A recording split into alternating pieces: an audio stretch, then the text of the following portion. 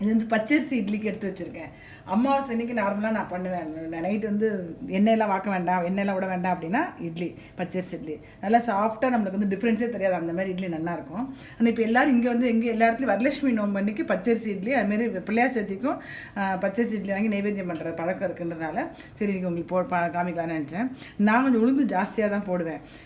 இது ஏதாவது அழகு இருக்கு இல்லையா, இந்த அழகில் எவ்வளோ எடுத்துக்கிறோமோ அதுக்கு பாதி உளுந்து போடுவேன். இப்போ வந்து 4 டம்ளர் பச்சரிசி எடுத்துட்டு அதில் 2 டம்ளர் வந்து உளுத்தம்பருப்பு. பச்சரிசி வந்து ஒரு 5 ஹவர்ஸ் நல்லா நார்மலாக ஊற வச்சுட்டு, இது வந்து ஒரு 1 ஹவர் முன்னாடி ஊற வச்சு நார்மலாக நம்ம அரைப்போம் பார்த்திங்களா கிரைண்டரில், அதேமாதிரி இது அரிசி உளுத்தம்பருப்பு ஃபஸ்ட்டு அரைச்சி எடுத்துட்டு அப்புறம் அரிசி அரைச்சிட்டு அப்புறம் உப்பு போட்டு கலந்து ஒரு நல்லா புளிக்க வைக்கணும். புளிக்க வச்சு நார்மலாக வாக்கணும். இது இட்லி வந்து நல்லா சாஃப்டாக நல்லாயிருக்கும். சப்போஸ் உங்களுக்கு வந்து அதுமாரி அந்த அரைக்க வைக்க மறந்து போச்சு, இமீடியட்டாக வேணும் இப்போ இன்றைக்கி நைவேத்தியத்துக்கு அப்படின்னா, நம்ம எப்படி குழக்கட்டைக்கு நம்ம வந்து அரிசி மாவை அரைச்சி வச்சுருப்போம். அரிசி மாவு எப்படின்னா நல்லா களைஞ்சிட்டு அதை நல்லா லேசாக உணர்த்திட்டு மிஷினில் கொடுத்து அரைச்சாலும் சரி, இல்லை மிக்சியில் அரைச்சி சளிச்சு வச்சுருந்தாலும் அந்த மாவில் வந்து வெந்நீர் போடணும். அதில் வந்து பச்சை தண்ணி போட்டால் ரொம்ப இட்லி கல் மாதிரி ஆகிடும். அதில் வந்து வெந்நீர் போட்டு இதேமாரி ரேஷியோ தான். அது 1 டம்ளர் மாவுனா அரை டம்ளர் உளுத்தம்பருப்பு எடுத்துட்டு நல்லா மிக்சிலையோ கிரைண்டர்லையோ நல்லா அரைச்சிட்டு அது ரெண்டுத்தையும் கலந்து வச்சு கொஞ்சம் புளிக்க வச்சுட்டு நம்ம இட்லி வாத்தாலும் நல்லா சாஃப்டாக நல்லாயிருக்கும். இது வந்து நம்ம வாத்துட்டு உங்களுக்கு காமிக்கிறேன். விட்டு வச்சுருக்கேன், வாத்துட்டு காமிக்கிறேன். இட்லி ஆகிட்டு பாருங்க, நல்லா சாஃப்டாக நம்ம நார்மல் இட்லி மாரி ரொம்ப நல்லா அப்படியே பஞ்சு போல் இருக்கும் இட்லி இப்படி சாப்பிட்றதுக்கு. இந்த பச்சரிசி இட்லி பண்ணி பாருங்கள். நீங்கள் அன்றைக்கி சொல்லியிருந்த பிரசாதம் இருக்கு இல்லையா, அதனால் அதில் வந்து இந்த இட்லி விட்டு போயிருந்தது.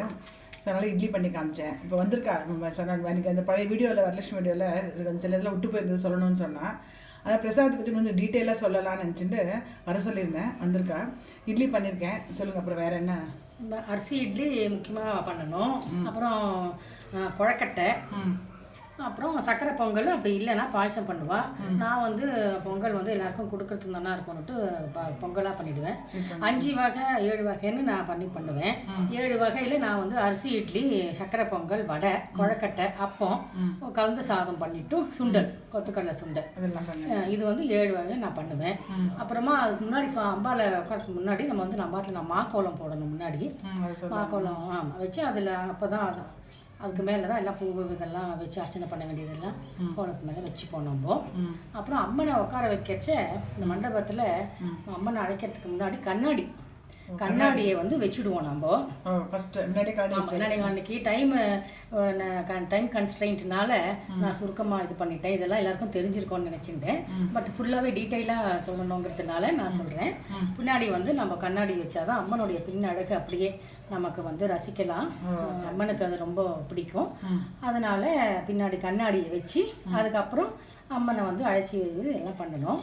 அப்புறம் இந்த ஒரு ஸ்லோகம் இருக்குது. இந்த இது சரடு கட்டிக்கிறச்ச 9 முடிச்சு போடுவா. அந்த 9 முடிச்சு சுவாமி கிட்ட வெத்தலை மேலே வச்சுட்டு அந்த கட்டிக்கிற சமயத்தில் அதுக்கு சரடுக்கு பூஜை பண்ணிட்டு அப்புறமா தான் நம்ம வந்து சரடு கட்டிப்போம். அந்த 9 முடிச்சிருக்கோம். 9 முடிச்சு நம்ம போட்டுட்டு ரெடியாக வச்சுடணும். 9 முடிச்சு போட்டுன்னுட்டு பூஜை ஆரம்பிக்கிறதுக்கு முன்னாடி அதெல்லாம் வச்சுடணும். சாமி முன்னாடி வெத்தலை, பாக்கு, பழங்கள் எல்லாம் வைக்கிறச்சியே அம்மன் முன்னாடி வெத்தலையில் அந்த சரடு எவ்வளோ சரடு வேணுமோ ஆற்றுக்கு அத்தனை சரடு எவ்வளோ இருக்குமோ அதை வைக்கணும். ஒரு சரடுலையும் 9 முடிச்சு போடணும். ஆமாம், ஒரு சரடுலையும் 9 நாட்ஸ் போடணும். அந்த 9 இதுக்குமே நம்ம வந்து பூஜை பண்ணிட்டு இது பண்ணணும். அது ரொம்ப ஈஸி தான். அந்த சரடில் வந்து அந்த முடிச்சு மந்திரம் சொன்னால் அது ரொம்ப நன்னா இருக்கும். சொல்கிறதுக்கு கூட அது ரொம்ப நன்னா இருக்கும். அது சொல்லணுமா? சொல்லிடுங்க. ஆமாம், அது கொஞ்சம் நேரமாக சொல்லிவிடுங்க. ஓகே. அக்ஷதையும் பூவையும் எடுத்துட்டு கமலாயை நமஹ, கமலாயை நமஹ. ஓகே. பிரதம கிரந்திம் பூஜையாமி. பிரதமம்னா ஃபர்ஸ்ட் தான். ஸோ பிரதம கிரந்திம் பூஜையாமி. அதே மாதிரி 2வதுக்கு ரமாயை நமஹ. ரமாயை நமஹ 2வது. த்விதீய கிரந்திம் பூஜையாமி. 2வது. லோகமாத்ரே நமஹ. லோகமாத்ரே நமஹ. த்ரிதீய கிரந்திம் பூஜையாமி. 3வது. விஸ்வஜனன்யை நமஹ. விஸ்வஜனன்யை. சதுர்த்த கிரந்திம் பூஜையாமி. மகாலக்ஷ்மியை நமஹ. பஞ்சம கிரந்திம் பூஜையாமி. க்ஷீராப்திதனயாயை நமஹ. ஷஷ்ட கிரந்திம் பூஜையாமி. விஸ்வசாக்ஷின்யை நமஹ. சப்தம கிரந்திம் பூஜையாமி. சந்திரசோதரியை நமஹ அஷ்டம கிரந்திம் பூஜையாமி ஹரிவல்லபாயை நமஹ நவம கிரந்திம் பூஜையாமி.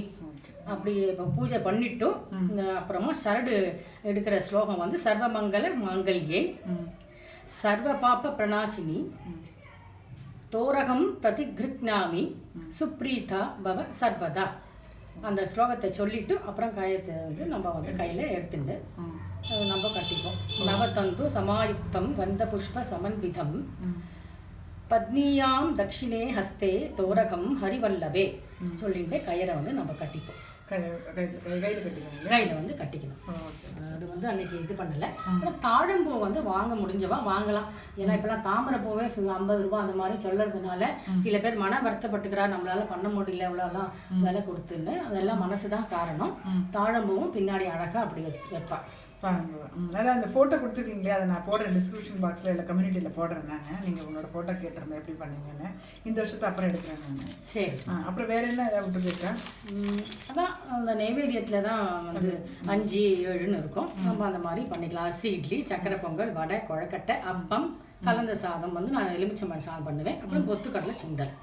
இதுதான் இது நைவேத்தியத்துக்கு பண்ணுறது. அது நம்ம நார்மலாக மகா நைவேத்தியம் வந்து சாதம் பருப்பு நம்ம வச்சிருவோம். பருப்பு கொஞ்சம் நெய் விடுவீங்களே, நெய் வெல்லம் கண்டிப்பாக. அவ்வளோதான் இல்லையா? ஆமாம்.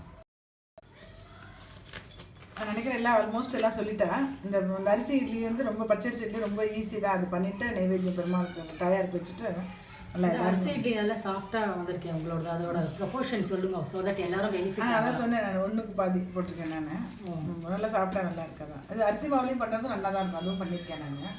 ஆமாம் சார், இன்னைக்கு அர்ஜென்ட்டில். ஸோ எல்லோரும் பண்ணிவிட்டு அன்றைக்கி அம்பாவோட அனுகிரகத்தை வாங்கிக்கலாம் எல்லோரும்.